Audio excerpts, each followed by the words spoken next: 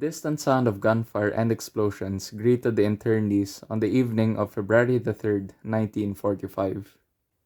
A feeling of excitement and dread blanketed these people, as they knew something was going on.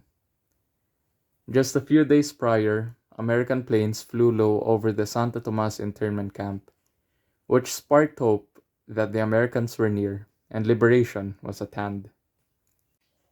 It has to be remembered that the internees here in Santo Tomas weren't soldiers, but rather they were civilians who found themselves in Manila during the time of the Japanese invasion and the fall of the Philippines in 1942.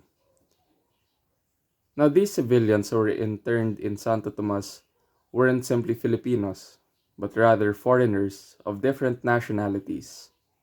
The Japanese did not waste any time distinguishing who was from where, and simply gathered the foreigners and put them inside internment camps.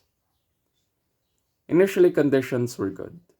The Japanese allowed liberties such as classes to be conducted and also sports.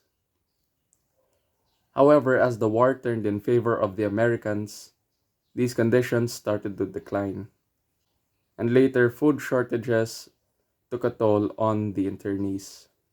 And by 1945, the population of more than 3,000 internees were already suffering from malnutrition and starvation. At 9 in the evening, the first American forces finally arrived at Santo Tomas. A tank from the 44th Tank Battalion smashed through the gates, followed closely behind by four others and infantry. What came next was an overwhelming feeling of disbelief, excitement, and comfort. For the internees, the sight of American forces inside the camp was a sign of liberation. It was a sign that they were finally free from the Japanese.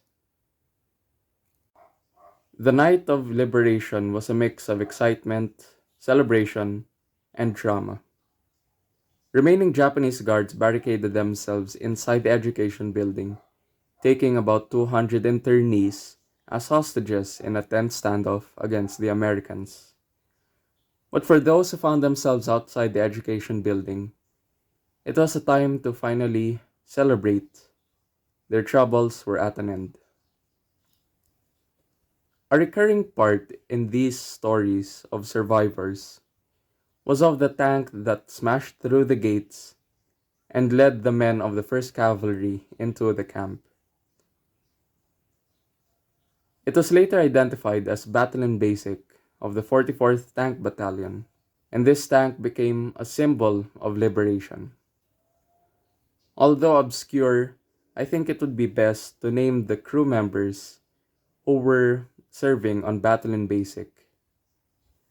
As far as public references go, here are the names of the crew: Captain Jesse L. Walters, Sergeant Alfonso R. Trujillo, Corporal John C. Henk, and Private First Class Peter B. Dillon. Now, it would not be long after liberation that the men of the 44th Tank Battalion of Battalion Basic and the other men of the 1st Cavalry Division would find themselves fighting through the streets of Manila. The objective of liberating Santo Tomas was finally complete, but the Battle of Manila had barely begun.